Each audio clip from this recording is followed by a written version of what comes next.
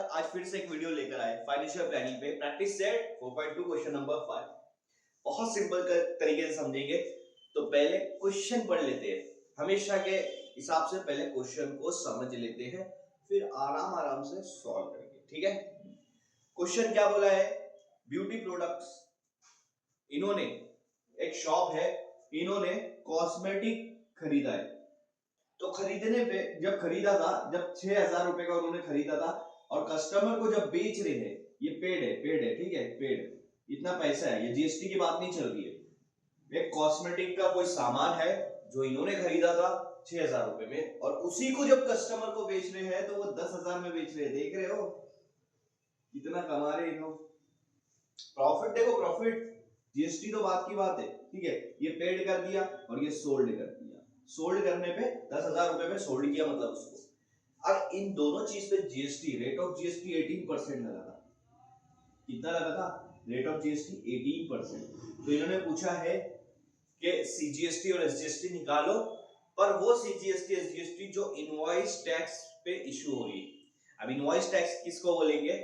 जब ये beauty product वाले, मतलब ये शॉप वाले कस्टमर को जब ये बेच रहे हैं तो वहां पर बिल बनता है, और बिल किसके नाम पे बनेगा? कस्टमर के नाम पे। तो बिल पे कौन सी वैल्यू आएगी? बेचने वाली वैल्यू, मतलब 10,000 रुपया। तो 10,000 रुपए पे कितना जीएसटी लगेगा, इसकी बात कर रहे हैं। 6,000 की बात नहीं कर रहे, क्योंकि वहां पर दिया है टैक्स इनवॉइस इशू, और जब शॉपकीपर बेचता है तो जो बिल बनता है वो बिल पे ये वाली कीमत होती है, बेचने वाली कीमत। तो इस पे जीएसटी निकलती है। ठीक है, तो हमको बेचने वाले का जीएसटी निकालना है, सिर्फ इतना पूछा है।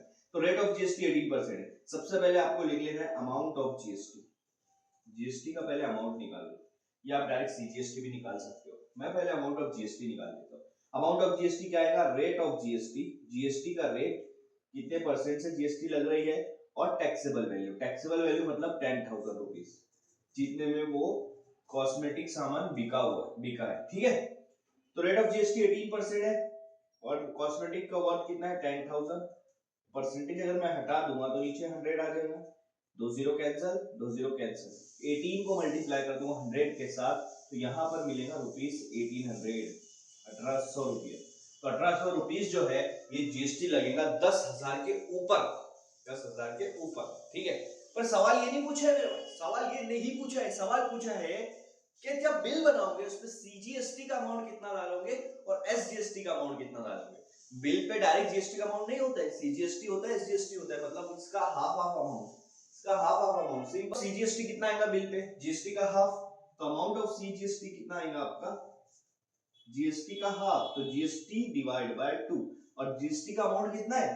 कितना है? 1800 रुपया है ना, उसका हाफ कर दो। अभी आपने निकाला भाई, तो उसका हाफ कर देंगे 900 रुपीज। आ गई ना आपकी सीजीएसटी? आई कि नहीं आई? बहुत सिंपल है, बहुत सिंपल है। हम जो मतलब खरीदते बेचते उसके ऊपर जीएसटी निकालना है, कोई बहुत बड़ा मैथ्स थोड़ी है।